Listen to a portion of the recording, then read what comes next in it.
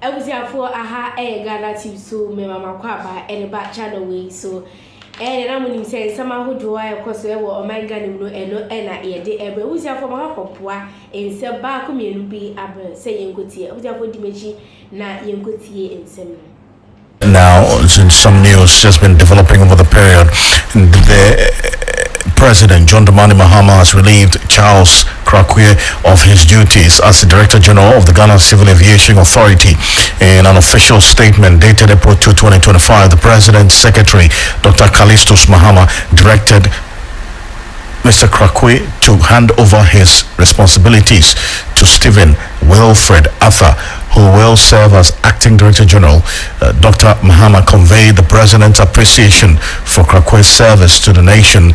The reason for the dismissal was not stated in the official communication. However, the decision comes amid ongoing restructuring within key government institutions. Arthur, the newly appointed Acting Director General, is expected to oversee operations and ensure a smooth transition of the Ghana Civil Aviation Authority. So that's some news coming through, and we'll keep an eye on how things unfold there. Let's go straight to Parliament now, because the Speaker of Parliament, I don't know about someone like for Babin, has given approval to a request by the National Intelligence Bureau to release two members of Parliament, Mustafa Yusuf and Kwame Asari-Obeng, also known as A+, for investigations. The MPs have been directed to appear before NIB officials for a preliminary interaction on Monday, April 7, 2025 at 10 a.m. at the Sir Emmanuel Charles Quist Conference Room in Parliament. Reasons behind the invitation is not yet known, but the notice from Parliament further cites Article 117 and 118 of the 1992 Constitution, as well as established protocols between Parliament and security agencies as key considerations in granting the request. The Speaker has, however, directed that the MPs will not report to the NIB headquarters, but instead engage with officials on Monday, April 7, 2025 at 10 a.m. in the Sir Emmanuel Charles Quist Conference Room at the office of the Speaker. We're going to get into this particular development shortly. Martin Pebo is a private legal practitioner. He's going to be joining us on the telephone on this, and especially because the persons involved are members of Parliament and the reactions thereof on this particular issue. We'll come back to it as and when we get through to Martin Pebo. Ahead of that, the Minister for Lands and Natural Resources, Emmanuel Amakofi-Boa, has warned of more stringent regulations and measures to tackle the menace of illegal mining. At a press briefing this morning, the minister said so far about 76 illegal miners have been arrested, 100 excavators seized, and 7 forest reserves reclaimed. Over 2 years of fury, we had not only the 44 forest reserve completely, but more of them areas and reform the area. Due to the dominance of these miners in other areas. And that was Emmanuel Amakofi-Boa, who is the Lands and Natural Resources Minister. We do apologize for the poor quality of that sound. Meanwhile, the Eastern South Regional Police Command have also arrested 11 individuals involved in illegal mining activities as fisher in the Abuakwa South municipality of the region. The suspects were found mining illegally on a rubber plantation. Regional Commander DCOP Ohene Boedi Bosman has pledged to take strong action against illegal miners in the area, emphasizing a commitment to addressing the issue effectively. There were 2 Burkinabe and 9 Ghanaians involved. They are currently in our custody as I speak to you now. We are preparing them for court to face justice.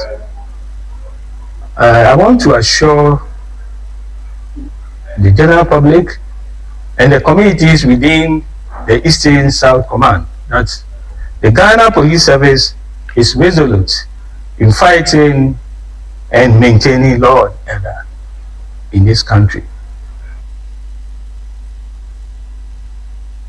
We had the Eastern Regional Police Commander, DCOP Ohene Boedi Bosman, and we'll come back to this story very shortly.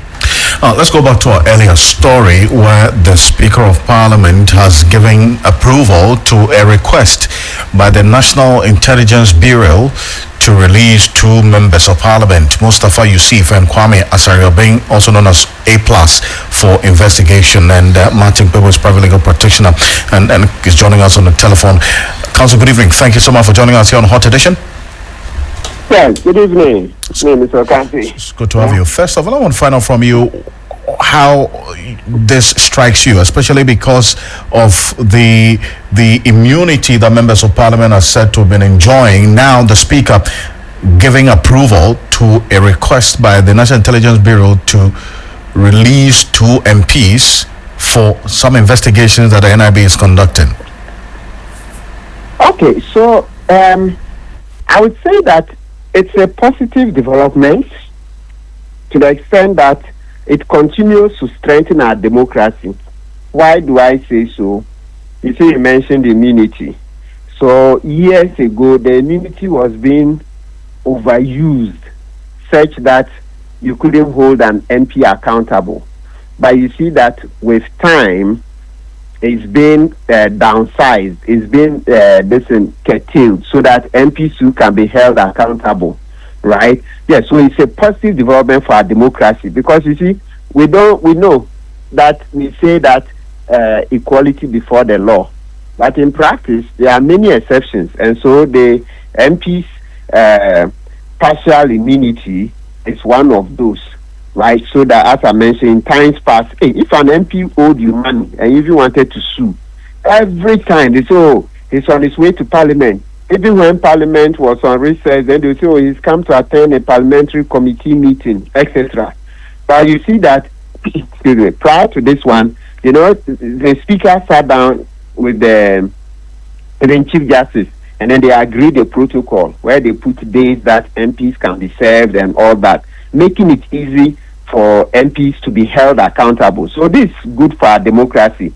But of course, like we're saying, we don't know why they need them, what specifics. So we are not saying they've done anything wrong. That's why they said investigations, right? Yes. And remember that even if you said they've done anything wrong, under the Constitution, a person is innocent until proven guilty. That is Article 19, Clause 2. Yes. So it's fine. As I said, it's good for our democracy that we can get MPs to help in investigations if need be, or they themselves to be held accountable if they did anything wrong. But will there be any concerns whatsoever for this positive development, as you put it? Because from what we're learning now, these MPs have been directed to appear before the NIB. But then again, this is going to be in Parliament. So they are not going out of the jurisdiction of Parliament. They're going to be in Parliament. We understand in the ceremonial Charles Quist conference room in Parliament, that's within the Speaker's office as well. So how about that?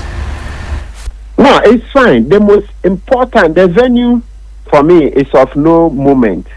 The most important thing we need now is the fact that they'll get access to them and ask them questions.